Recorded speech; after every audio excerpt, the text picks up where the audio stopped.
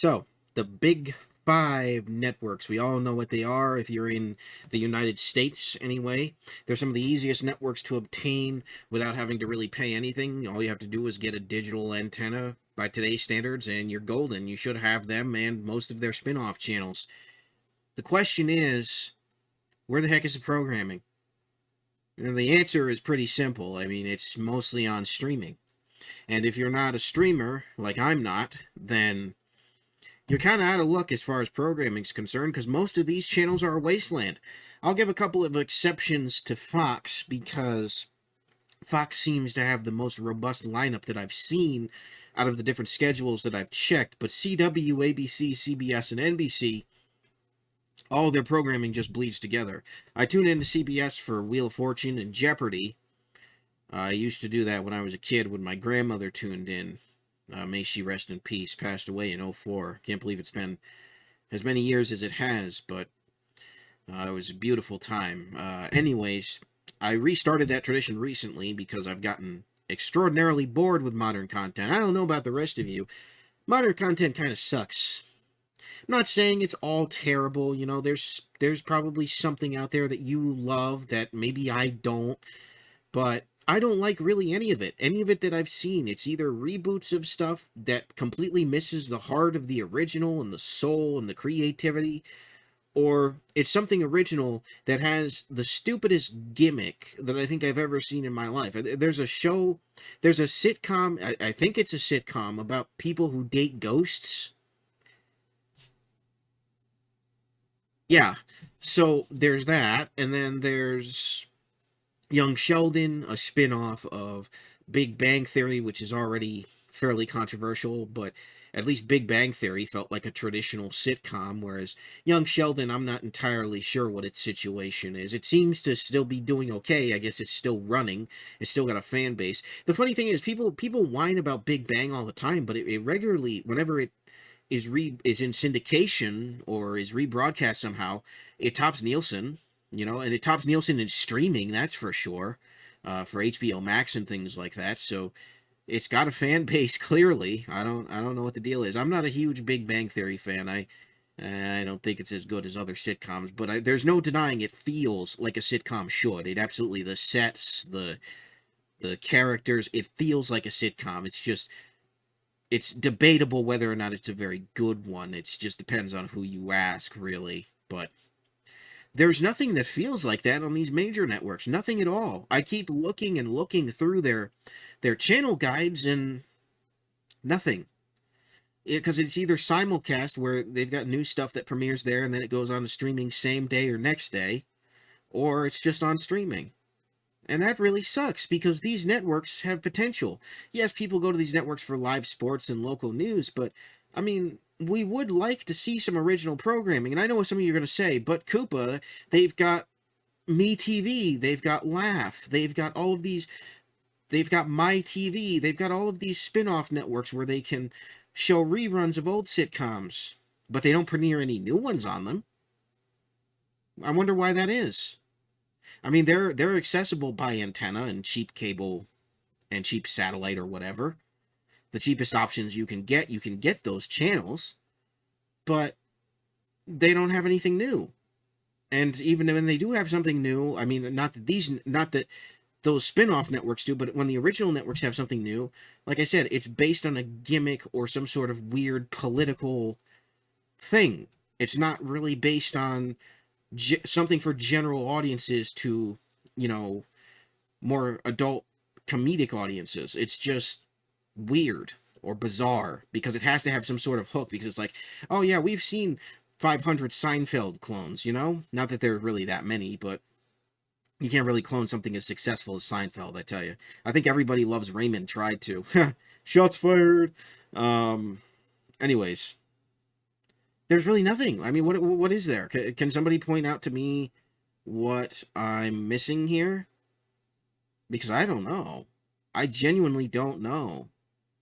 There needs to be something that draws people back to these networks aside from Chicago Fire and Law and Order, Miami Vice, or NCIS, Slums of Boston.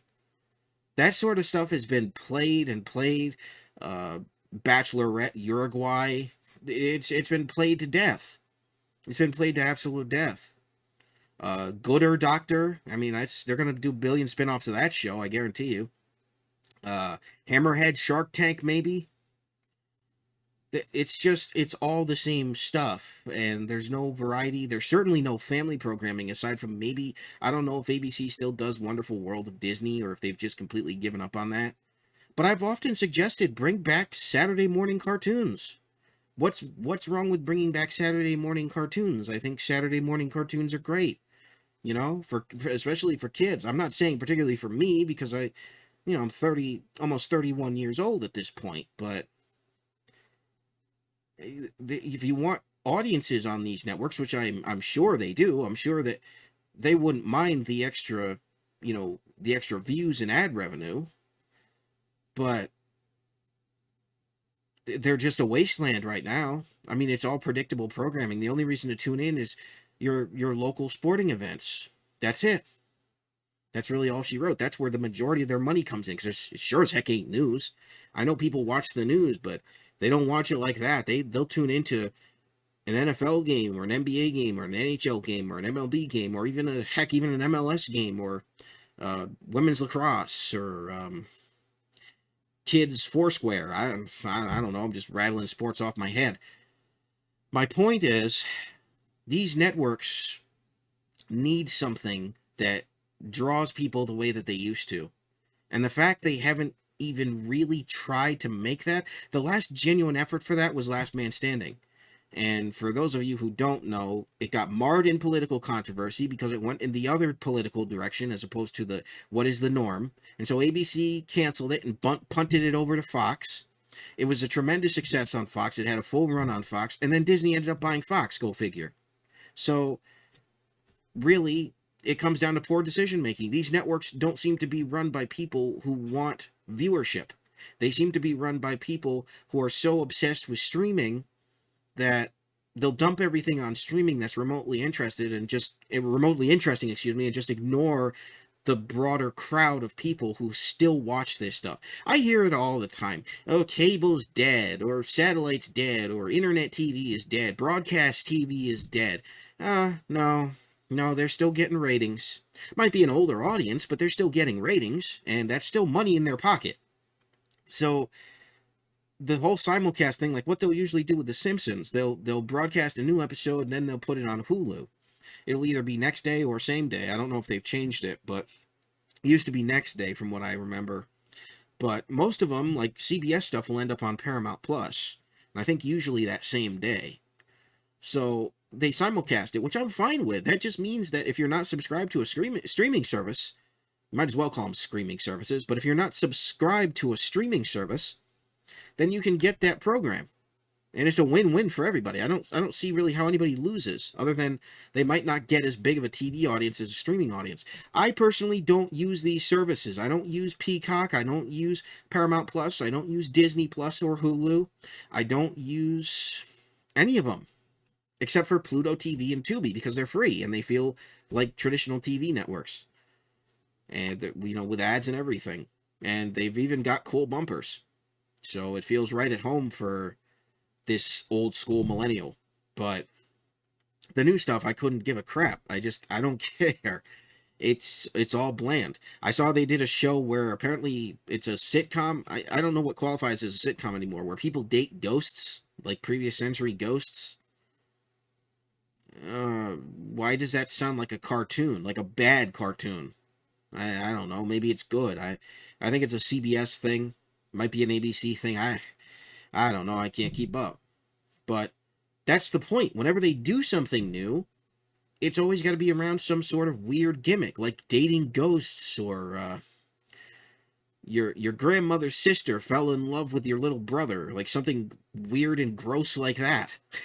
It's never something that draws people like a nuclear family going through the different situations, and they've got a beautiful, clearly set piece house. That's what I miss, is set houses. Do you know how cool the Taylor's house looked from Home Improvement? or the Winslow house from Family Matters, or even the Tanner house from Fuller House, or Full House, both Fuller and Full. I guess they recreated it, or I don't know if they saved the sets, whatever, however they did it. They looked like cool houses to live in. They felt of the era, but they still looked cool. Now it's like, I don't know. Don't look the same. Like I said, the last show, Last Man Standing, that was the last one that felt traditional. I think it was multi-camera. It was nice. It was really, really nice. But these networks won't do that. Why?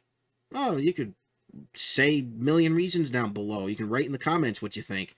I think it's a combination of greed, complete unwillingness on the part of any of people in the TV industry to take any sort of risks, and just play it safe. If somebody pitches a reboot that they like the idea of, they'll go, oh yeah, sure, that's great. But they'll completely miss the heart and soul of what made the original good when they made a reboot. They just try to modernize it, and some of them work. I think Fuller House worked, but some of them don't. Like, I hear that 90s show is not doing very good compared to the original, that 70s show. It doesn't have the charm, it doesn't have the heart, and it's just not the same.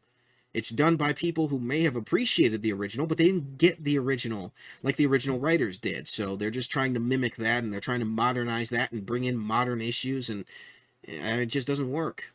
You can make a show that's good and modern without having to modernize it. And when I mean modernize it, I mean have the situations be built around the most modern cliches. You know, even back in the day, people would complain about an 80s or 90s cliche. It's like, oh, they're doing this storyline again. Oh, they're doing the whole dealing with the school bully cliche, you know, which I think is still kind of going on in some of these modern shows. But hey, I guess bullying is as timeless as anything, but who knows? But either way, you want to avoid that. You want to make it feel plausible, like it's believable enough to get the audience excited, but you're not going to ostracize them, and you're not going to preach to them politically one way or the other. You know, it's like, whether you agree with somebody's politics or not, I really think you should, unless you're going to make a fun joke about both sides of a political aisle, you really should leave it out of your television or your movies. It doesn't really belong, and it just divides audiences. See the Peter Pan debacle I just made a video about. I'm not making movies yet, folks. I don't know if I ever will, but there's no need for that. But it's in so much stuff, and it's because it's the mindset of a lot of these young, and even some of the old school people who write and direct this stuff. Their mindset is all political. So that's what ends up being on these networks, and then people go, well, I don't know if I like that. It's telling me I need to think this way, when in reality, I think the other way. There's really no need for it. Ultimately, I should be able to watch this and enjoy it for what it is, not for the fact that it's trying to preach something to me, you know? And I've got my own set of preconceived political biases. I think we all do. But we don't need it in our entertainment. I mean, if I want specifically political entertainment, I know where to go to find it. I don't need it from ABC, CBS, NBC, CW, or Fox. I really don't need it from them, because I know what their biases are. I know what their writers' biases are. They wear them on their sleeves all the time. They tweet them out all the time. You know, I don't need to hear it on screen too, through their characters. It just doesn't resonate with me. I go to see those characters deal with their own situations. So, ultimately, there's promise. There's always a possibility that they could listen to people who say you need to do more traditional content, and you need to spread it out between your networks and your streaming, not just one over the other. Or they can just continue doing what they're doing, neglect the networks, and just keep putting crap on streaming that people don't want to watch and don't want to pay for, and see their numbers continue to go down. It's up to them. Anyways, what do you think the network should do? Let me know down in the comments below. I always appreciate you guys watching. You know, I think it's been a lot of fun making these videos. I know a lot of you like the Magic of Saturday Morning Cartoons video. I got a lot of comments on that, more than I've gotten on any video, so I count that as a positive. I'm glad people enjoyed it, and I'll keep making these discussions. So, thank you very much for watching. This has been Super Koopa. I will see you guys next time. God bless. Have a good one. Peace.